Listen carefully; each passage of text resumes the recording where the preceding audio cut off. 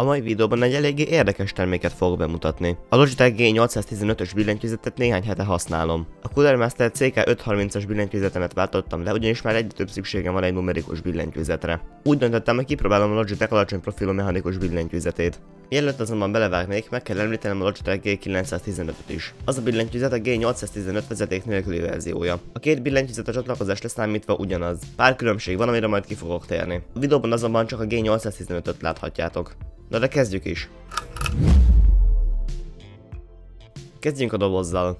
A doboz eléggé nagy, mivel ez a hatalmas billentyűzet valahol el kell, hogy férjem. A csomagolás jó minőségű, szállítás közben biztosan nem lesz baja a tartalmának. A dobozban először meglepően a billentyűzetet, majd a kábelt találjuk. A billentyűzet alatt pedig a papírmunka kapott helyet. A billentyűzet egyértelműen a csúcskategóriát képviseli, ennél feljebb már csak a custom épített mechanikus billentyűzetek vannak. A strapabírósággal nem lesz probléma. A ház alumíniumból készült, de jóval vékonyabb a megszokottnál. A billentyűzet teljes vastagsága 22 mm. A billentyűzet két szinten 4 és 8 fokban dönthető. Hogyha nem döntöd meg, a billentyűzet teljesen lapos, ellentétben a legtöbb billentyűzettel. A kábel eléggé vastag, 180 cm hosszú és két USB-ben végződik. Erre azért van szükség, mert a billentyűzeten egy USB 2.0-as port is található. A G915 USB kábellel, adapterrel, valamint Bluetooth-tal is használható, de ezen nem található USB port. Mindkét billentyűzet nagyobb a megszokottnál, hiszen a bal oldalán 5 darab programozható gomb található. Na de erről majd később. Kezdjünk a gombokkal, mert egy billentyűzetnél ez a legfontosabb. Low profile billentyűzetet még sosem használtam. Először furcsa volt, mert nem ez voltam hozzászokva. A billentyűk útja sokkal rövidebb, mint az előző billentyűzetemen. Nagyjából félúton van egy laptop és egy normál mechanikus billentyűzet között. Használni nagyon kényelmes volt, legyen szó csak játékról vagy szimpla géperésről. Pár szó a switchekről. Ez a billentyűzet a Logitech saját switcheivel kapható, amiből 3 típus van. Clicky, Tactile és Linear. Én a Tactile-t választottam, ez egyébként a Cherry MX Brownhoz hasonlítható a legjobban. A Clicky nagyon hangos lett volna. Szeretném, hogyha van hangja a billentyűzetnek, de nem akarom, hogy a szomszéd is hallja, amikor gépelek. A Linear pedig a Red Switchnek felel meg. A Tactile-os billentyűzet egyáltalán nem hangos, szerintem elég jó hangja van, hallgassátok meg.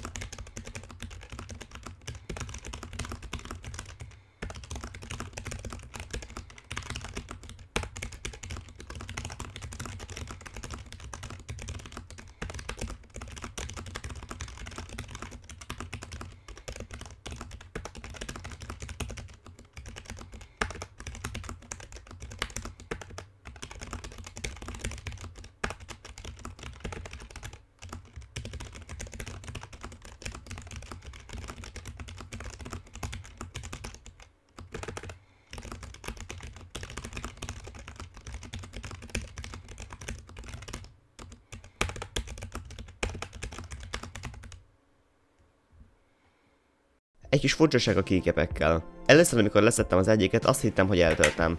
Utólag kiderült, hogy ez a switchbe konkrétan belepattan, ezzel stabil a kontaktus kialakítva. Hogyha te megveszed ezt a billentyűzetet és leszeded a keycapeket, ne ijedj meg, nem tölt el, szimplán így van kialakítva. Beszéljünk a programozható gombokról. Először azt hittem, hogy nem fogom tudni kihasználni. Ezzel hatalmasat tévedtem. Én nem makróztam, Logitech G-Hubban adtam funkciót a gomboknak. Nem mennék végig az összes opción, de akár a Logitech Egeret DPI-ját is állíthatod a billentyűzetről. Vagy a fejhallgatódnak a hangszínét is átállíthatod innen. Nekem ezek a makrógombok egy Elgato Stream Deck Minit váltottak le, mert én innen vezérlem a streamemet is. Ezeken kívül van még pár extra gomb a billentyűzet tetején. Ott a 3 profilváltó gomb és a makrórögzítő gyors gomb. Kicsit jobbra ott a Game Mode kapcsolója, ami alapból letiltja a 2 Windows gombot. Opcionálisan a szoftverben több billentyűt is letilthatsz. Az utolsó gomb pedig a fényerőt állítja 5 szinten. Valójában 4 szint van, az utolsó pedig a teljes letiltás. A billentyűzet jobb oldalán pedig egy nagyon kényelmes hangerőállító görgő kapott helyet. Ezzel alatt pedig a média vezérlő gyors gombok vannak. A makróprofilváltó gombok és a Game Mode kapcsoló kivételével az összes billentyű RGB világítással rendelkezik. Én furcsának találtam, hogy a billentyűzetről semmilyen módon nem lehet a világítást vezérelni. A világítás csak és kizárólag a G-Hub szoftverből állítható. Ezáltal, hogyha a billentyűzeten szeretném mondjuk effektet vagy szint váltani, akkor nincsen FN gomb a billentyűzeten, tehát mindenképp a szoftvert kell megnyitnod. Alapból 15 effekt és animáció van, amiből egy az egyéni beállítás. Ha szeretnéd, akár le is tölthetsz effekteket, amelyeket a felhasználók készítettek. És végül jöjjön az összegzés, valamint a negatívumok. Mint említettem, a billentyűsek billentyűzetek eltávolításánál van egy eléggé ijesztő hang, de ez nem igazán negatívum, szimplán csak furcsa.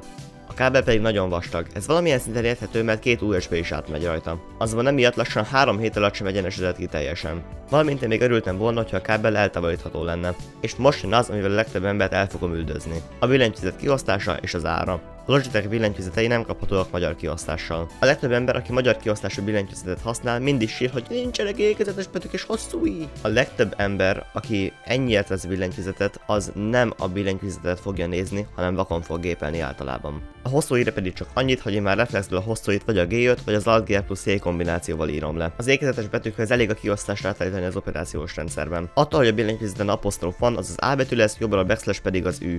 A billentyűzet elméletben UK kiosztásban is kapható, ahol a hosszú i helyet kapott. Azonban ezt magyar viszonteladóknál sehol nem találtam. Ha valaki megtalálja, kérem dobjon egy kommentet a linkkel, köszi. De mennyibe kerül ez a billentyűzet? Ez valószínűleg változni fog, de jelenleg 2021. december elején a G815 nagyjából 55.000-60 000 forint környékén kapható. A vezeték nélküli változatért a G915-ért 80-90 000 forintot kell kiadnod. Ha egy kényelmes, csúcskategóriás billentyűzetet szeretnél és az ár nem probléma, ezt mindenképpen tudom ajánlani. A beépített USB port, a low profile kialakítás és a makrózás nagyon hasznos lehet. Ha azonban kompetitíven játszanál, inkább javasolnék valami mást ezen az áron, vagy akár olcsóbban is. Köszönöm, hogy megnézted ezt a videót. Ha tetszett, kérlek nyomj egy lájkot, hogy minél több emberhez eljussam. És nagyon fontos, mert tudom, hogy pár ember már akarja írni kommentbe, nem azért készült ez a videó, hogy flexeljek azzal, hogy milyen fasz a billentyűzetem van, hanem azért, hogy bemutassam. Mondjuk ezek az emberek már régen kikapcsolták a videót. Na mindegy, én már mentem, Andris voltam, sziasztok!